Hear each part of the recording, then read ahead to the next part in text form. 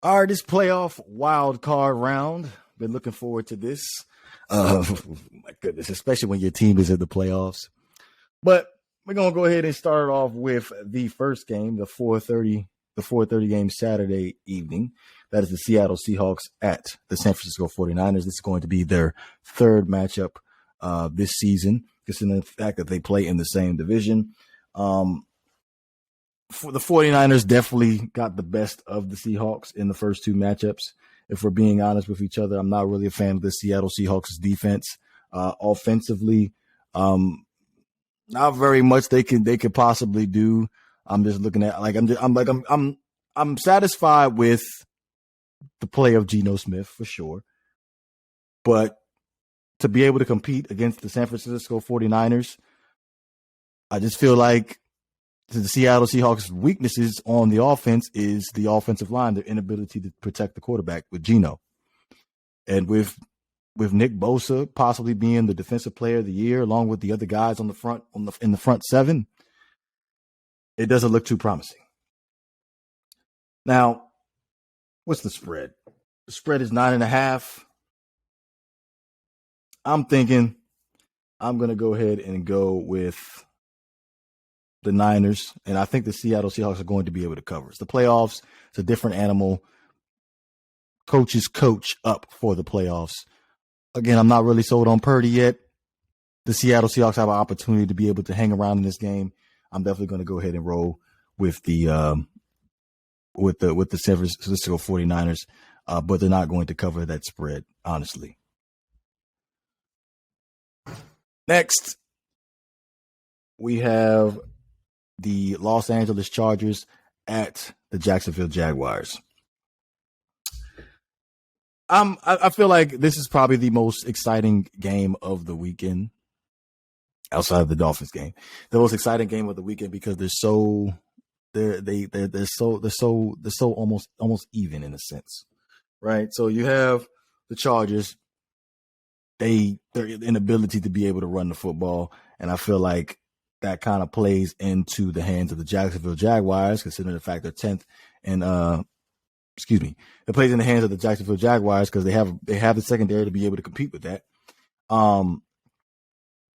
But Trevor Lawrence, Justin Herbert, two young quarterbacks, possibly the next staple in the NFL coming up. Like it's going to be amazing for sure. Like offensively, it's going to be amazing. But looking at the Chargers, 2.5 point favorites. They can rush the passer. They can get to Trevor Lawrence. I feel like it's going to have to come on the shoulders of Travis Etienne, his ability to run the football in the backfield. Like this is going to be probably my favorite game matchup of the wild card round is the Jacksonville Jaguars and the Los Angeles Chargers. So I'm going to go ahead and take the Jacksonville Jaguars to somehow edge this thing out and take the W. So I'm going to go ahead and moneyline. I'm going to moneyline the Jaguars at home.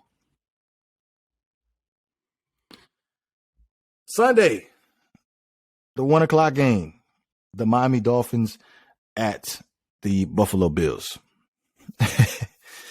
So here's my thing. It's already been announced that Tua is not going to play in this game. So you're going to get another week of Skylar Thompson. By the way, it just hit me. Somebody on Twitter made a $20 bet with me about the Dolphins sweeping the Patriots. I'm gonna need that $20. I don't know. I don't remember who it was. I'm pretty sure that person's probably looking at the video right now. I need that $20. Like, you got to remember that. Nobody had to scroll down my feed and try to find that post because I'm pretty sure it won't take me long to find it. I don't really post like that on Twitter, which I'm trying to get back to doing, but it ain't gonna take me long. But anyway, back to the preview though. The Dolphins, Skylar Thompson, the Buffalo Bills. I feel like they both have been pretty banged up in both of these matchups where the Dolphins, they can do some things defensively, but my only concern with the Dolphins defense is they do like to take a lot of chances, and they're a couple of missed tackles away for the Buffalo Bills making a home run hitter play. And Only way that I could see the Dolphins winning this game is to prevent the Buffalo Bills from putting up points. Because as much as I'm a believer in Skylar Thompson, he's not going to be able to go out there and put up over 30 points and win the game for the Dolphins in a playoff game like this. So I'm gonna go out on a limb here. And yes, I'm being a homer on this one. I'm gonna go ahead and moneyline the Dolphins. I feel like the Dolphins can do something with this. Even though I feel like this season now is kind of lined up for the Buffalo Bills, but I'm gonna go ahead and go with the Dolphins. I feel like this is the defense. The defense is going to step up, and they're going to be able to hold the Buffalo Bills to less than. Can we put them under 20 points, 2017-ish, somewhere around that? Like the secondary is not where it needs to be right now for the Buffalo Bills. I feel like we should be able to get some plays in open space with Jalen Waddle and Tyreek Hill, get the other guys involved. It's a possibility. Possibly get the running game going, because personally, the Buffalo Bills and the rush defense is not really that good either.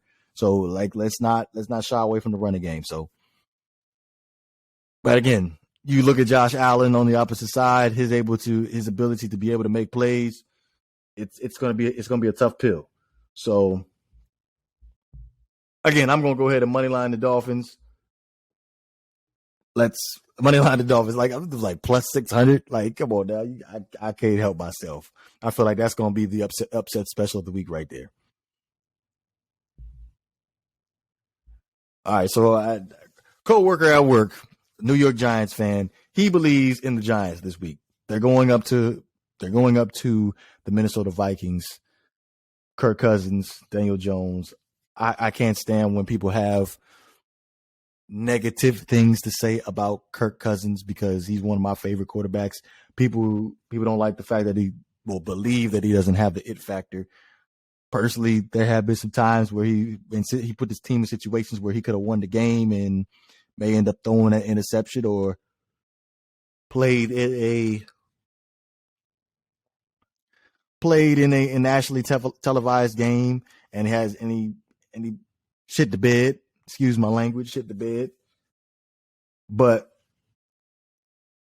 I'm as bad as the Vikings defense is, as far as being able to stop the pass, I still believe that they can beat the Giants. What are we looking at right now with the spread?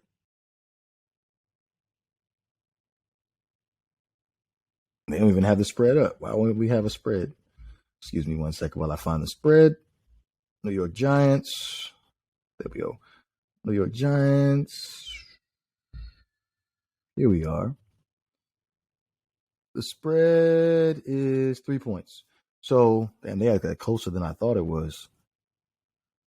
I'm taking the Giants. I mean, the Vikings 3. Give me the Vikings with 3. Yeah, give me the Vikings with 3.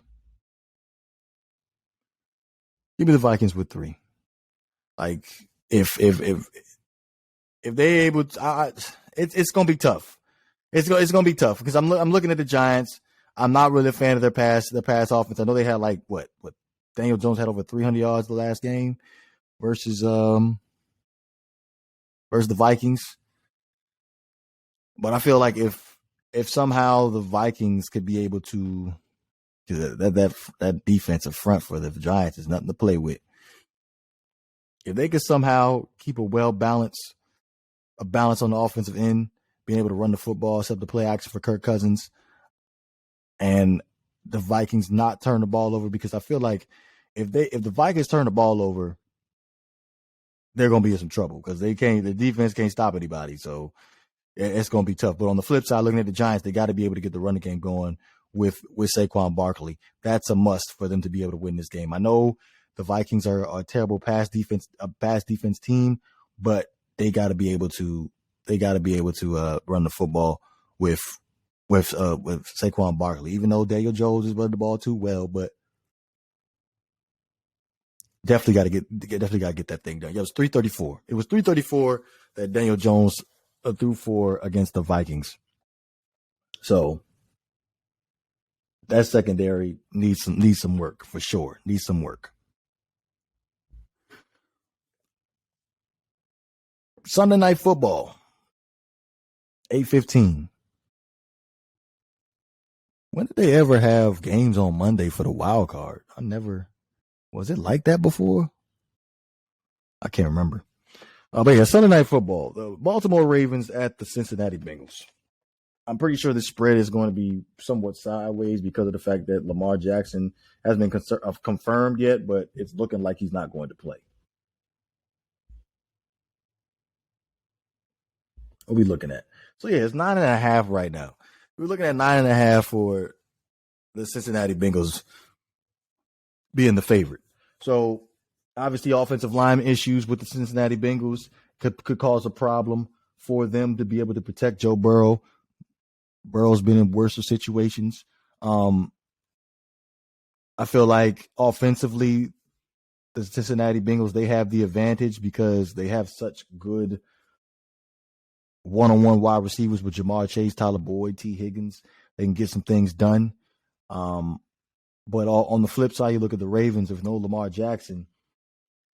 It ain't looking too good. It's not looking too personally, I wouldn't even if Lamar Jackson did play.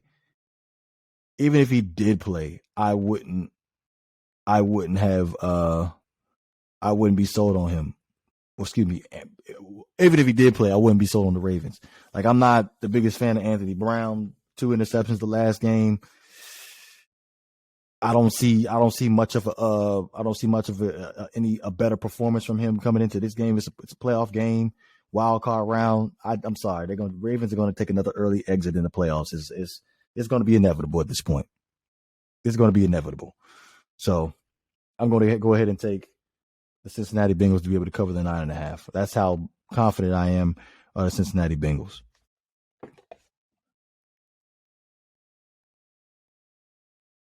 All right, last game of the wild card round, we have the Dallas Cowboys at the Tampa Bay Buccaneers, and it was crazy because I was just thinking about it yesterday. I was like, man, it seems like it was like forever ago, where the first game of the opening kickoff of the NFL season, it was this game. I believe it was like a Thursday night game or something like that. It was a Thursday night game. Like, it was these two teams playing. And the Tampa Bay Buccaneers, they definitely had they took out the dub. But you look at they're two totally different teams now. I'm definitely going to take the Buccaneers. I'm definitely taking the Buccaneers because, again, I'm not the biggest Dak Prescott fan in the world. I can't stand Dak Prescott because I feel like he's one of the most overrated quarterbacks in the league. But they have the Dallas Cowboys as a 2.5 point favorite. Go figure. We're definitely going to money line the Tampa Bay Buccaneers to win this game. I feel like Tampa Bay can find I feel like Dallas is more. They're more. They force turnovers early. Their defense forces turnovers early, which forces the opposing team to be able to throw the ball more because they're down, and then that plays into their hands for them to be able to rush the passer with Micah Parsons and DeMarcus Lawrence and all those guys. So I feel like if Tampa can play mistake-free football where they can run the football and not turn the ball over, because I know the offensive line for the Tampa Bay Buccaneers is not that good, they can come out with this W. But if they come out and they have early turnovers early in the game, it's not going to bode well for them. So I'm definitely going to take the Tampa Bay Buccaneers, but be weary. Tampa Bay, take care of the ball, and everything we could walk home with a dub. But I'm going to go ahead and I'm taking the 2 and I'm money lining the Tampa Bay Buccaneers. Definitely money lining the Tampa Bay Buccaneers. I feel like the last couple of weeks, Tom Brady has cleaned up a lot of things, especially with Mike Evans. They should be able to be extremely dominant and exploit this Dallas Cowboys defense.